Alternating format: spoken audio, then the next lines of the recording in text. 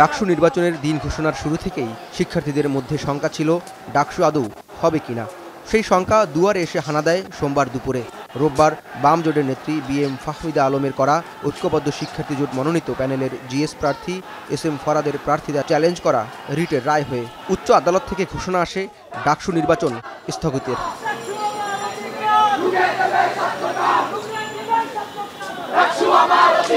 এ খবর ছড়িয়ে পড়তেই বিক্ষোভে নামে শিক্ষার্থীরা। হলপাড়া থেকে ডাকসু চত্বর, TSC পুরো ক্যাম্পাস জুড়ে নামেন শিক্ষার্থীরা। যে কোনো মূল্যে 9 সেপ্টেম্বর ডাকসু আদায় করার প্রতিশ্রুতি দেন বিভিন্ন প্যানেলের শিক্ষার্থীরা।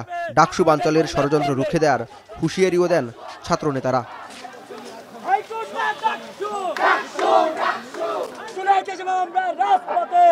চোখে চোখ রেখে মোকাবেলা করেছি, আজকে আমরা আবার রাজপথে নেমে এসেছি নিজের দাবি আদায়ের জন্য।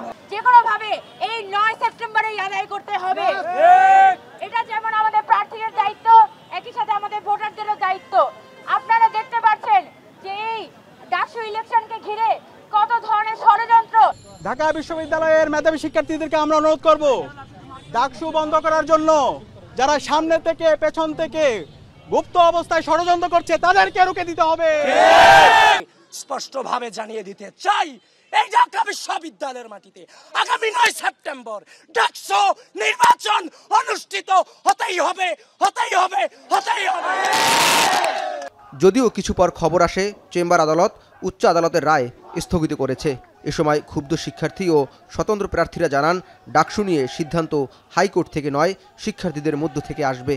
মুজিববাদী বাম যে গোষ্ঠীগুলো আছে তাদের ক্যাম্পাসে না আছে অ্যাকসেপ্টেন্স, না আছে অবস্থান, কিন্তু তারা ডাকসুর মতো এই গুরুত্বপূর্ণ জায়গাগুলোতে এসে এখানে নির্বাচনটাকে, বিশ্ববিদ্যালয়ের পরিবেশকে অস্থিতিশীল করা এবং নির্বাচনকে বানচাল করার জন্য চেষ্টা করছে। ডাকসুকে বন্ধ করার জন্য দীর্ঘদিন যাবত ষড়যন্ত্র লক্ষ্য করছি আমরা।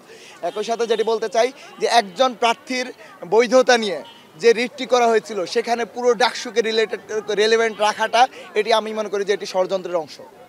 আদালত থেকে যখন ডাকসু স্থগিতের খবর ছড়িয়ে পড়েছিল সেই মুহূর্তেই 36 জুলাইয়ের থিমকে সামনে রেখে ডাকসু ভবনের সামনে 36টি প্রস্তাবনার ইশতেহার ঘোষণা করে ইসলামী ছাত্র শিবির সমর্থিত প্যানেল। ইশতেহারের প্রতিশ্রুতি বাস্তবায়নের মধ্য দিয়েই নতুন ক্যাম্পাস বিনির্মাণের অঙ্গীকার করে ঐক্যবদ্ধ শিক্ষার্থী জোট।